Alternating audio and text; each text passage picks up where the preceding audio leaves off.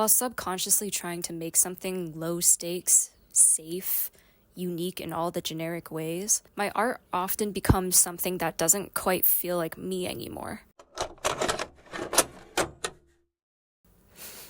Hi guys, before we get into the video, here's a little life update. My grandmother was visiting for a few months and I gave her my room to stay in, and a bunch of things including her having COVID for a while and my grandfather coming to visit for a time as well led to me not being able to produce quality videos for a time, hence the hiatus on this channel. But I am back now, so I hope you guys enjoy this first video back, or else I'll be sad. I'm kidding. Am I kidding?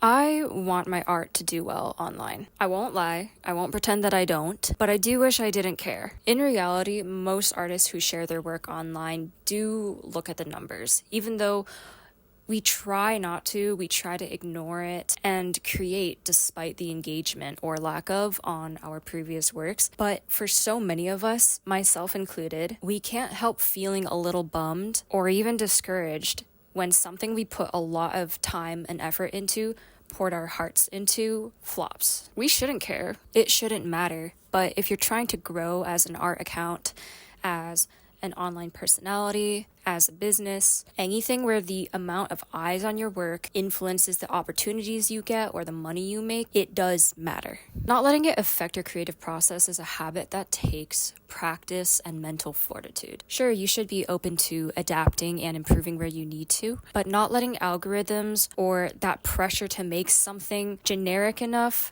to please the most people possible dilute your touch. That's tricky. Everyone says it, we all know it by now, but still that rat race to grow your presence and your network persists. I don't mean to let social media performance affect what I make and how I make it, but I still do subconsciously. I catch myself partway through a piece because I realize that what I'm making no longer resembles what I had in my mind originally, and I don't recognize the vision in my work. While subconsciously trying to make something low stakes, safe, unique in all the generic ways, my art often becomes something that doesn't quite feel like me anymore, and I end up disliking what I've done. So what's the point if I don't even like what I've done? How are other people, the audience that I want to build, going to like what I've made? By putting things out that aren't quite me, I'm building an audience that isn't quite for me. They're lured here under false pretenses of what kind of artist I am and what they can expect from me in the future.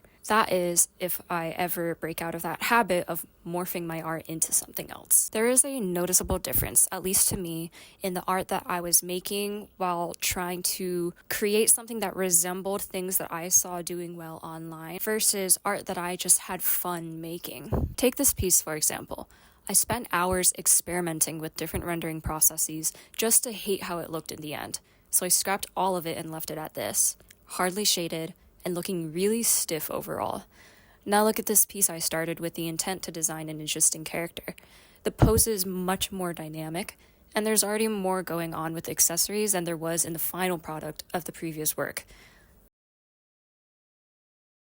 And it was only really the final product because I gave up on it, because I could feel I was spending way too much time on that piece and it wasn't even turning out how I wanted it anymore. So I was like, let me stop wasting my time making something that I'm not passionate about and pivot into something that I am passionate about. I realized I liked making things that were fun for me to look at. Wild concept, I know.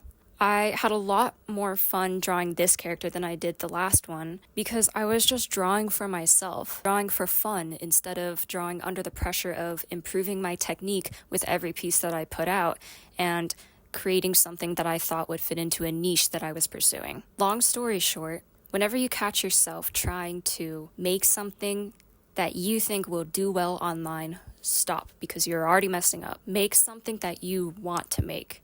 And you don't have to be an artist like me in the same sense of digital painting or traditional art.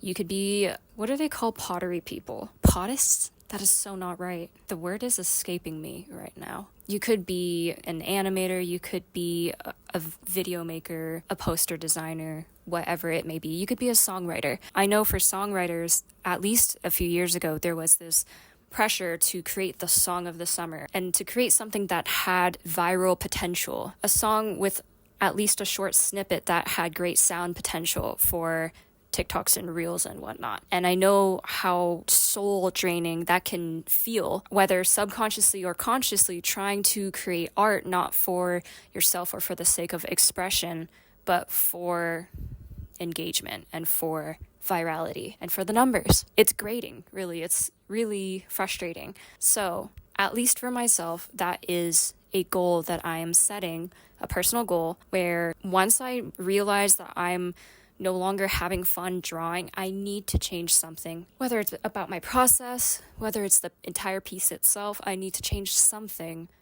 so that I'm having fun again.